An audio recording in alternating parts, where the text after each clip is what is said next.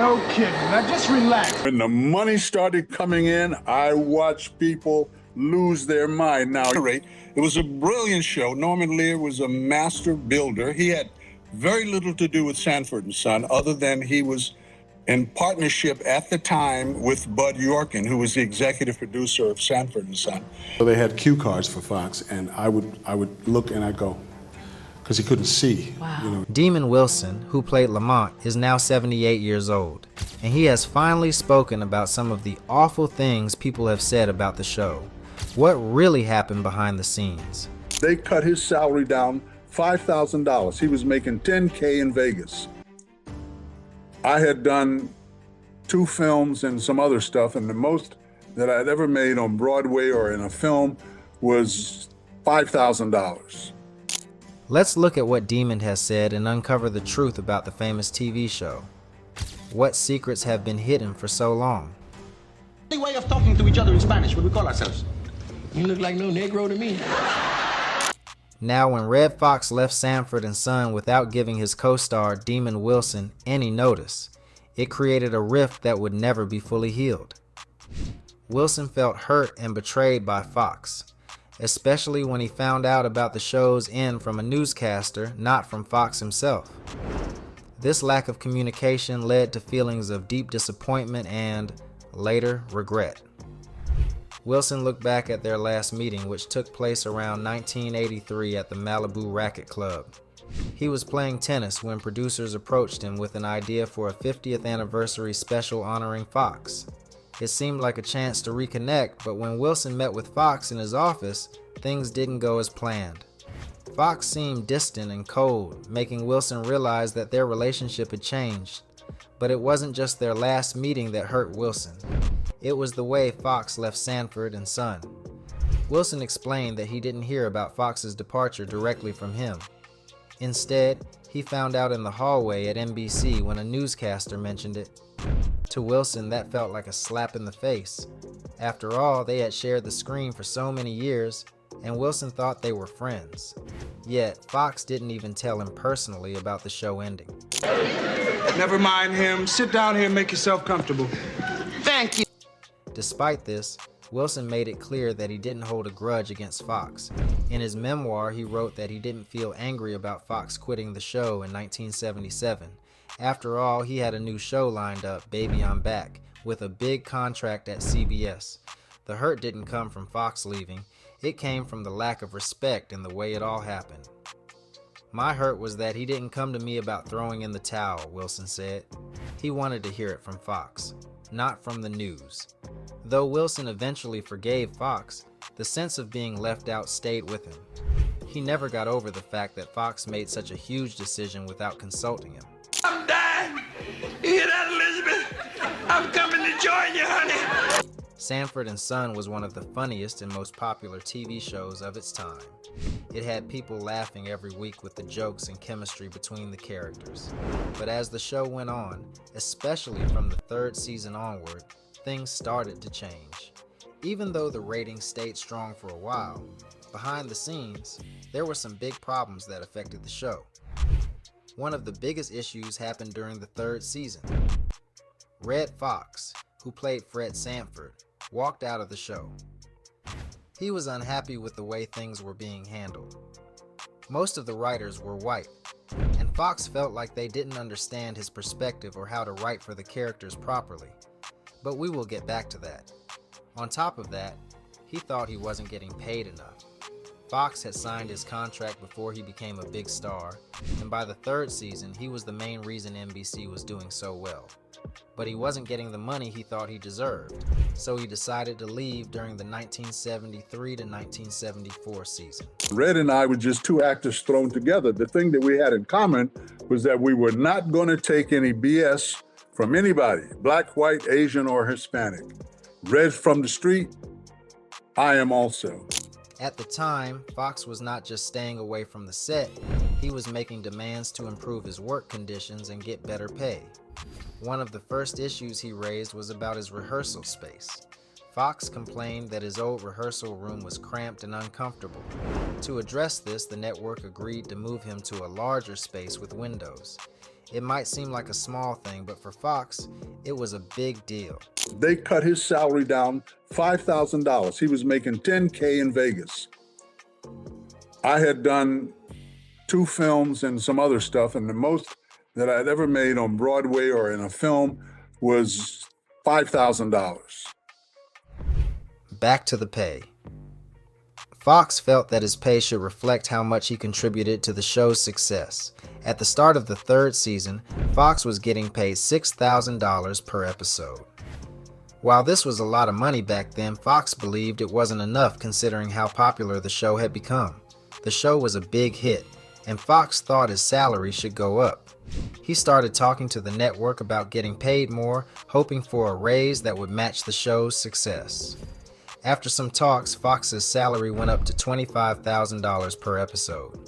This was a big jump and showed that the network realized Foxx's importance to the show. Foxx wanted a big pay raise and something more, a share of the show's profits. He believed that as the star of Sanford and Son and someone who had faith in the show from the beginning, he had earned more than just a paycheck. Foxx publicly said he asked for 25% of the show's profits. However, the network made him an offer he found insulting. They wanted to give me 25% of the producer's share, Foxx explained, but I wouldn't get any of it for 5 years. They were trying to make me look like a fool. This angered Foxx deeply. He felt the network didn't value him enough even though the show was already a huge success. Sanford and Son had a massive following with about 25 million black viewers when it first started. Foxx believed this audience was key to the show's early success. As the show grew even bigger, it became a financial goldmine for NBC and the production company, Tandem Productions. Foxx wasn't alone in his fight. His co-star, Demon Wilson, who played Lamont, also had problems with the producers. To show support for Foxx, Wilson refused to work too. Red and I were just 2 actors thrown together. The thing that we had in common was that we were not going to take any BS from anybody, black, white, Asian, or Hispanic. Red from the street, I am also. This led to a second lawsuit, this time against Wilson, for not following his contract as well. This caused a lot of tension. Lawsuits were filed, and it looked like Foxx might never come back. For a moment, it even seemed like the show might survive without him. During the 4th season, an episode called Once a Thief starred Grady, one of the side characters, and it got the highest ratings ever for a Sanford and Son episode. This must have made Foxx nervous. Eventually, he returned to the show, and the 4th season ended as one of the top-rated shows that year. However, something had changed. When Foxx returned, the chemistry on the show didn't feel the same. The stories started to repeat themselves and the jokes became sillier. The show lost the realistic feeling that made it so special in the beginning. By the last season, it felt more like a cartoon than a real story about a father and son running a junkyard. What did you do? My thumb is greener than I thought it was. I struck the fruit. Another problem was the loss of Gregory Sierra, who played Julio, Fred's neighbor. Julio brought a lot of fun to the show because he was so different from Fred. They often argued, but Julio's sweet personality made their interactions hilarious. Fred's over-the-top insults worked best when Julio was there to react. Without Julio, the show lost some of its edge and became less interesting. Oil. Are you crazy? If it was some oil under there, I'd have found it myself. In the later seasons, the writers ran out of good ideas. Instead of funny and clever stories, they gave us silly plots that didn't make much sense. For example, there was an episode where Fred bought a broken-down racehorse. Another one was about an earthquake, but the special effects looked so fake it wasn't even funny. They even filmed in places like Las Vegas and Hawaii, not because it added to the story, but so the cast and crew could have a vacation. It felt like they were just throwing things together, hoping it would work. One of the worst ideas was when Fred and Lamont turned Julio's old house into a rooming house called the Sanford Arms. The whole idea didn't fit the show, and the people staying there, like Nancy Culp's character, weren't funny at all. In season 5, the show introduced a serious love interest for Lamont. Fans were curious to see where it would go, but by season 6, they just dropped the storyline without any explanation. It was like the writers didn't care anymore. Even with all the problems, there were still a few funny moments in the last 2 seasons. One great episode was Steinberg and Son, where the show poked fun at itself and its original inspiration. And whenever Frank Nelson appeared, he always got big laughs with his funny "yeah" catchphrase.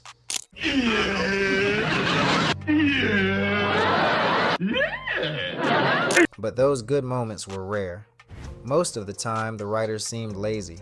They put Fred in silly costumes or had random performance segments that didn't fit the show. It felt like they were just trying to fill time. Redd Foxx, who played Fred, had a tough time in the later seasons. His addiction issues were well known and it showed on screen. He often needed cue cards to remember his lines, and his timing wasn't as sharp as it used to be. His voice even sounded different, more like a croak. Demon Wilson, who played Lamont, also seemed unhappy. There were rumors that he didn't get along with the producers. By season 6, his character felt less important and it was clear he wasn't giving it his all. By the end of season 5, Sanford and Son was still doing well in the ratings, ranked 7th among all TV shows. But in the 6th season, viewers started losing interest. Families started watching new shows like Donnie and Marie on ABC. I'm Donnie Osmond. You can come out now, Marie. And this is my kid sister. That was a great way to start a show. They introduced both of us and you... The ratings for Sanford and Son dropped all the way to 27th place, and that was the end of the show. Sanford and Son started as a clever, funny show that people loved, but lazy writing, silly plots, and behind-the-scenes problems made it lose its magic. Fans noticed and they moved on. After Fox left, the producers tried to keep the Sanford and Son story alive with a spin-off called The Sanford Arms. They asked Demon Wilson, who played Lamont, to lead the new show. However, Wilson wanted more money, and some say his behavior became unpredictable. This led the producers to fire him too. The spin-off brought back some supporting characters, but it flopped hard. The Sanford Arms aired for less than a month before being canceled. Sadly, even Fox's variety show on ABC didn't do well. When goes out at midnight, stays out till the dawn. And when she comes in line, I just take her in my arms. Sanford and Son had a mostly black cast, but it was written mainly by white writers. This created problems for the show, especially when it came to the voices of the characters and how they were portrayed. Many people criticized the show for not being true to black culture and for using stereotypes. One of the main problems was that the writers didn't always understand the culture or way of speaking of black people. This led to moments where the humor didn't feel real or authentic. A good example of this happened with Ted Bergman, a white writer on the show. He wrote a scene where Fred Sanford, played by Redd Foxx, and his friend Grady were playing Monopoly. Fred's son Lamont asked why they were playing a kid's game. Fred responded that Monopoly was the only game where a black man could own railroads, power companies, and utilities. However, Redd Foxx didn't like this line and suggested they change it. Why? Because Foxx said, "Black people don't play Monopoly." This moment shows how the writers didn't always understand the characters' experiences and how they lived. The show was often criticized for making jokes that seemed to rely on racial stereotypes. The humor sometimes leaned too much on caricatures of black people, which could be offensive. People felt that the characters weren't always shown in a respectful or realistic way, but more as exaggerated versions of themselves. At the time, there were very few black writers working in Hollywood. This meant that many shows with mostly black casts, like Sanford and Son, were created by white producers and writers. While there were some black writers like Richard Pryor and Paul Mooney who wrote for the show, they were the exception, not the rule. Even though the show had these problems, Ted Bergman said he didn't have much trouble working with the cast. Redd Foxx, in particular, was more focused on making people laugh than dealing with social issues or the deeper struggles that black people faced. Bergman explained that Foxx didn't want to deal with serious topics like the civil rights movement, he just wanted to make sure the show was funny. Bergman said, "I just wrote what I thought was funny and let the cast handle the rest." Fine, Esther. And may I lie and say how nice it is to see you? Red Fox became a star thanks to the huge success of Sanford and Son, but his journey wasn't as glamorous as it seemed. Behind the scenes, the pressure of being the face of such a popular show was taking a heavy toll on him, both mentally and physically. The show made Foxx a household name, but by the third season, the demands of leading the series were wearing him down. He was overwhelmed by the non-stop work and high expectations. Eventually, the stress became too much, and Foxx had to step away from the show for part of the season to recover. In an interview with People magazine, he admitted just how much Sanford and Son affected his health, saying he ended up in the hospital 4 or 5 times during the show's peak years. The long hours and constant pressure left him completely drained. When Foxx compared his time working on Sanford and Son to his earlier days as a comedian in Las Vegas, it was clear how different his life had become. In Las Vegas, he performed short comedy sets and still had plenty of time to enjoy his personal life. Be able to close my eyes at night, it's all my life, 35 years in nightclub. He could go out, relax, and spend time with his wife. But working on a TV show in Hollywood was nothing like that. His schedule was packed with script readings and filming, leaving him too exhausted to do anything else.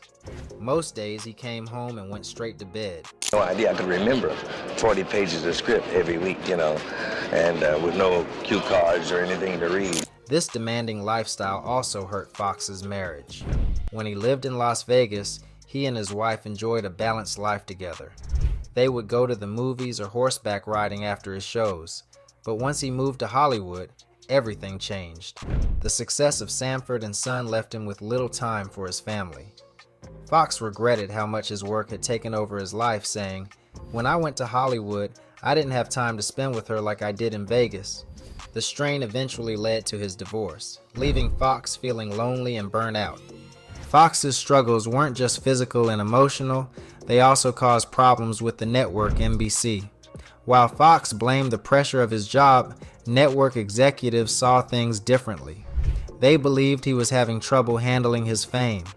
His behavior, such as not showing up on set and making bold demands, seemed to them like someone who couldn't cope with the responsibility of leading a top-rated show. The tension between Foxx and NBC grew worse over time. As a star of Sanford and Son, Foxx knew his worth and wasn't afraid to fight for better pay or treatment. But his clashes with the network often turned into big arguments. In one shocking moment, Foxx reportedly arrived at the studio carrying a pearl-handled revolver.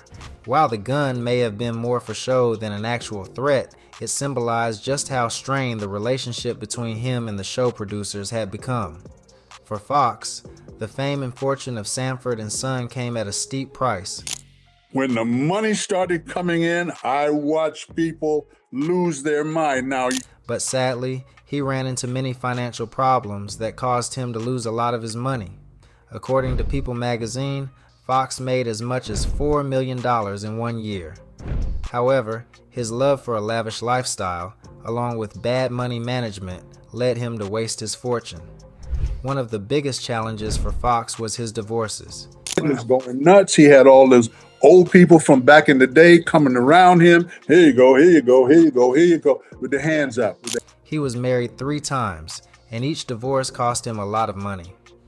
After separating from his second wife, Betty Jean, in 1974, Foxx spent over $150,000 just to wait for the divorce to be finalized.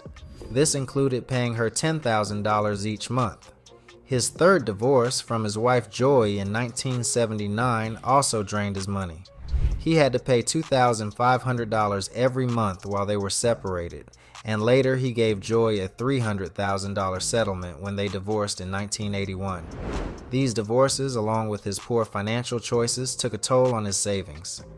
In 1983, Foxx filed for bankruptcy, which means he couldn't pay his debts. His financial problems continued for years. The IRS, which is the U.S. government agency that collects taxes, said Foxx owed them a huge amount of money for the years 1983 to 1986. The total was $755,166.21. Foxx couldn't pay his taxes, so in 1989, the IRS took action. They took his home in Las Vegas and even seized 7 of his cars, including a 1927 Model T and a 1983 Zimmer.